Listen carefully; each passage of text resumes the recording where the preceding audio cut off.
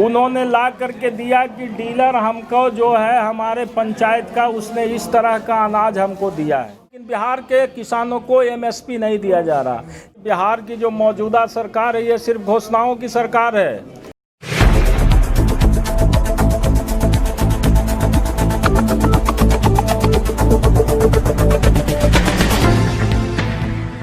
नमस्कार, मैं अमित चौरसिया और आप देख रहे हैं नालंदा दस्तक। आज हम मौजूद हैं इस्लामपुर प्रखंड के परिसर में और यहाँ पे इस्लामपुर विधानसभा क्षेत्र के विधायक राकेश रोशन जी हैं, जो यहाँ के पदाधिकारियों से अभी इंटरेक्शन कर रहे थे। यहाँ पे कुछ कार्यकर्ता थे, कुछ जनता थे, उनसे ये बात किए हैं। राकेश जी, सबसे पहले आपको हमारे चैनल पर स्वागत है। धन्यवाद। राकेश जी, आप ये बताइए कि यहाँ पे जो मीटिंग चल रहा था इसका क्या उद्देश्य है? देखिए, मैं बिहार विधानसभा का सदस्य बनने के बाद पहली बार इस्लामपुर प्रखंड कार्यालय में आया था जी। मैं अपनी कार्य संस्कृति से यहाँ के पदाधिकारियों को अवगत कराना चाहता था और हमने सारे विभाग के पदाधिकारियों को बुला करके उनसे परिचय लेकर के जो हमारा 5 साल का भविष्य का काम करने का योजना है और जो काम करने का तौर तरीका है उसके संबंध में हमने लोगों से विचार विमर्श किया और उसी के लिए आज हम ये बैठक बुलाए थे। बैठक में किस किस प्रकार के मतलब कि यहाँ पे आपके पास फरियाद आ रहे हैं सर? ये तो जनता का बहुत सारी समस्याएं हैं, एक तरह की समस्या है नहीं। आप जानते हैं कि बिहार के अंदर बिहार की जो वर्तमान सरकार है ये सिर्फ घोषणा कागज़ पर कर रही है, लेकिन घोषणाओं को सरजमीन पर नहीं उतारा जा रहा है। जैसे हम लोगों ने जो कुछ प्राथमिकताएं तय की है उसमें सबसे पहले प्राथमिकता है कि जो भारत सरकार के द्वारा बेघर लोगों के लिए प्रधानमंत्री आवास योजना का कार्यक्रम चल रहा है, वो प्रधानमंत्री आवास योजना का 100% राशि लाभुक तक मिले, इसकी गारंटी हम लोगों को करना है। दूसरा है कि जो हमारे सामाजिक सुरक्षा पेंशन जिन लोगों को मिलता है वो सामाजिक सुरक्षा पेंशन जो भी लोग हैं जिनको ज़रूरत है सब लोगों को मिले और इसमें कहीं भी किसी तरह का 0% टॉलरेंस पर करप्शन रहे, ये हम लोगों का प्राथमिकता रहेगा। और तीसरी बात जो है, हम लोगों का कार्ड जो जन वितरण प्रणाली के माध्यम से बनना है, जिससे गरीबों को बिना पैसा लिए हुए जो राशन देना है वो कार्ड का निर्माण जिस रूप में होना चाहिए हमारे प्रखंड में नहीं हुआ है, उसका निर्माण और छूटे हुए जो लोग हैं उनका निर्माण करा के और जिनका सिलेक्शन हुआ उसका कार्ड बनाया जाए। ये 3 चीज़ों को हमने प्राथमिकता के तौर पर तय किया है, जो यहाँ के पदाधिकारियों को हमने बताया है इस मीटिंग के माध्यम से। सर, जब मैं पब्लिक रिव्यू कर रहा था तो बहुत सारे ऐसे भी मतलब कि थे लोग जिनका 60 वर्ष से ऊपर उम्र है, 70 वर्ष से ऊपर उम्र है, उनका भी वृद्धा पेंशन नहीं मिला है। इसके ऊपर क्या कहना चाहेंगे? यही तो मैंने पहले ही कहा कि बिहार की जो मौजूदा सरकार है ये सिर्फ घोषणाओं की सरकार है। ये सरकार सिर्फ अखबार में मीडिया के माध्यम से और सिर्फ ये घोषणा के माध्यम से बड़े बड़े स्कीम को चला रहा है, लेकिन सरजमीन पर जिसको जिस रूप में उतारना चाहिए वो उन योजनाओं को सरजमीन पर नहीं उतारा जा रहा है। और इसी के चलते आप जो 60-70 वर्ष की बात कर रहे हैं ये सरकार की विफलता है। इसी विफलता को उजागर करने के लिए तो हम यहाँ आए हैं, पदाधिकारियों को चेतावनी देने के लिए कि जो भी सही मायने में जिस भी योजना का हकदार है उसको लाभ उसका मिलना चाहिए। सर, यहाँ पे हम देख रहे हैं कि बूट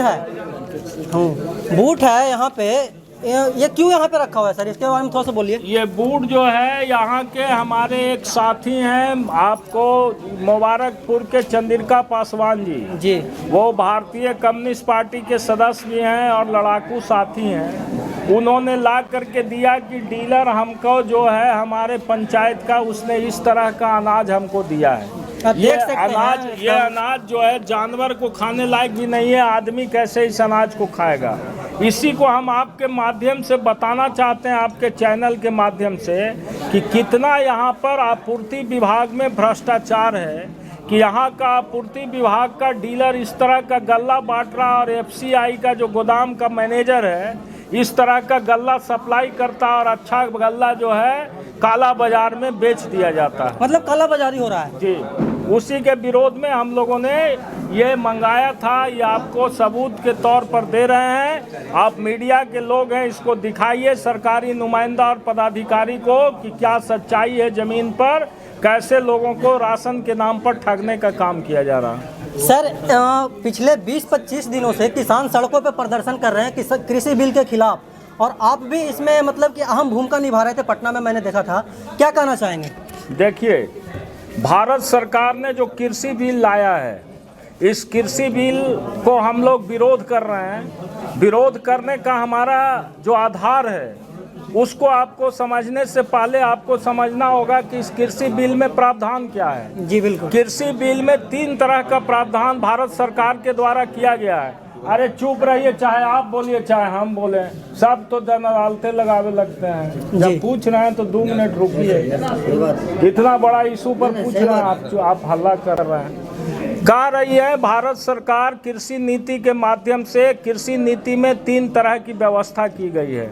पहला कहना है कि किसान जो अपने फसल का उपज करेगा, उस फसल को बिहार के मंडी में जाकर के बेचेगा, और मंडी में यदि उसको उचित मूल्य नहीं मिलता है तो निजी व्यापारियों के हाथ में वो उचित मूल्य पर अपना उत्पादन किया हुआ अनाज को बेच सकता है। जी। हम लोगों का विरोध कहाँ है? हम लोगों को सबसे पहले कहना है कि बिहार में मंडी सिस्टम ही खत्म हो गया। चूँकि 2006 में नीतीश कुमार की सरकार ने कृषि उत्पादन बाजार समिति को ख़त्म कर दिया, जिसको मार्केटिंग बोर्ड कहते थे। वही मार्केटिंग बोर्ड में हमारे किसान अपने फसल को ले जाते थे जहां उनको लाभकारी मूल्य मिलता था। लेकिन बिहार की जो मौजूदा नीतीश कुमार की सरकार है, 2006 में ही मंडी सिस्टम को ख़त्म कर दिया। जब मंडी सिस्टम ख़त्म हो गया तो किसानों को लाचार में जाकर के निजी व्यापारियों के हाथ में गल्ला बेचना पड़ रहा। निजी व्यापारी जो है किसानों का मजबूरी का फ़ायदा उठा करके उसको फसल का वाजिब मूल्य नहीं देता है। दूसरा जो प्रावधान बिहार सरकार ने किया कि हम जो है पैक्सों के माध्यम से खरीद करेंगे धान और चावल का। पिछले वित्तीय वर्ष में आप देखेंगे 1919-2020 वित्तीय वर्ष में मात्र 1% गेहूं की खरीदारी पैक्सों के माध्यम से हुई थी।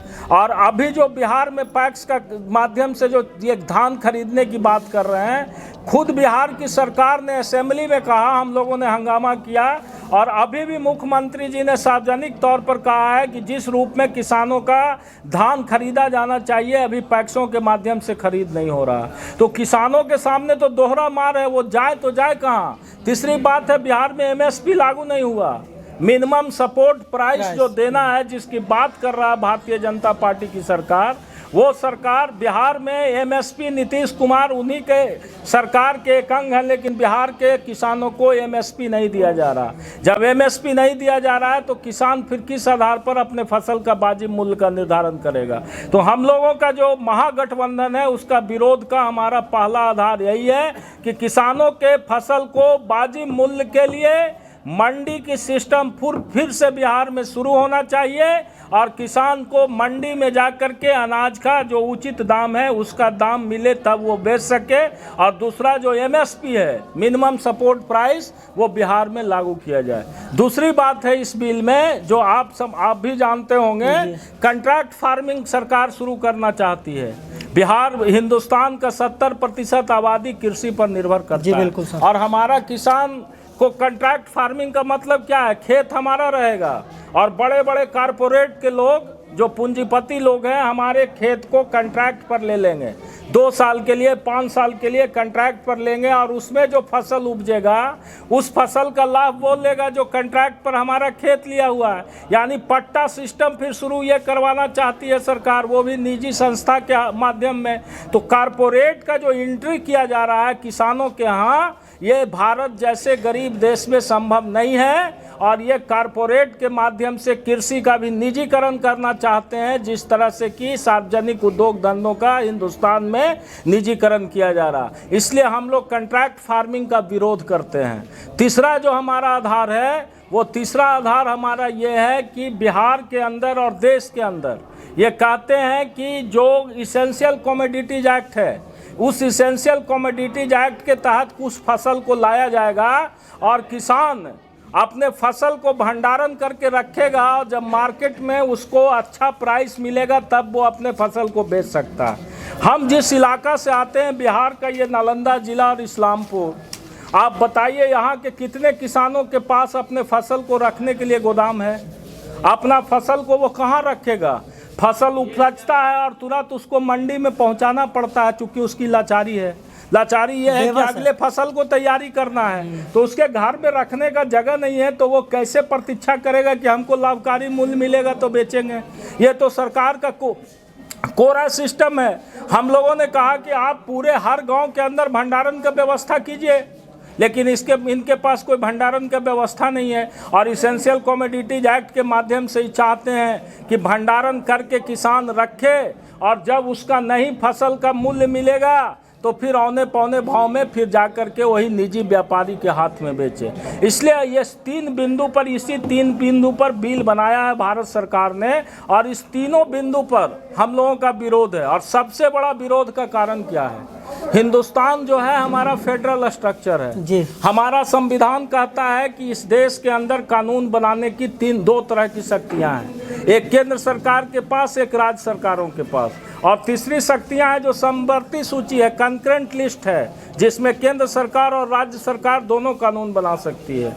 कृषि जो है केंद्र और राज्य दोनों की सूची में है, यानी समवर्ती सूची में है। तो समवर्ती सूची में कोई कानून बनाया जाएगा तो हिंदुस्तान के विधानसभाओं से भी उसका अप्रूवल होना चाहिए। आपको पता है कि पंजाब का विधानसभा, हरियाणा का विधानसभा, हिमाचल का विधानसभा ने कहा कि हम इस कृषि बिल को लागू नहीं करेंगे।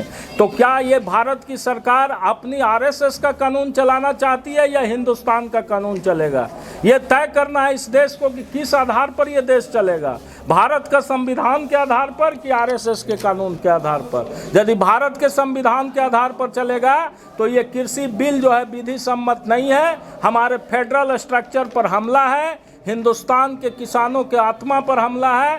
यदि इस बिल को पास कराना था तो आगे हिंदुस्तान के विधानसभाओं से पास कराया जाता, बिहार के विधानसभाओं से पास कराया जाता, लेकिन कहीं से पास नहीं है। पार्लियामेंट से पास करा करके ज़बरदस्ती सरकार लागू करना चाहती है। और तो और इस लोकतंत्र का हत्या हो रहा है। भारत का प्रधानमंत्री कहता है कि हम ये काम करेंगे, हम इससे पीछे नहीं हटेंगे, और 15 दिन से किसान जो है रोड पर भूखे प्यासे बिना कपड़ा लत्ता के सोया हुआ है, पड़ा हुआ है, उसको कोई देखने वाला नहीं है। इसलिए ये किसान बिल जब तक भारत सरकार वापस नहीं लेगी तब तक हम तमाम जो महागठबंधन के लोग हैं, जिसमें राष्ट्रीय जनता दल बिहार में, सीपीआई, सीपीआई-एमएल, सीपीएम, कांग्रेस, ये तमाम पार्टियों ने, हम लोगों ने फैसला किया है कि इस बिल का हम विरोध करेंगे।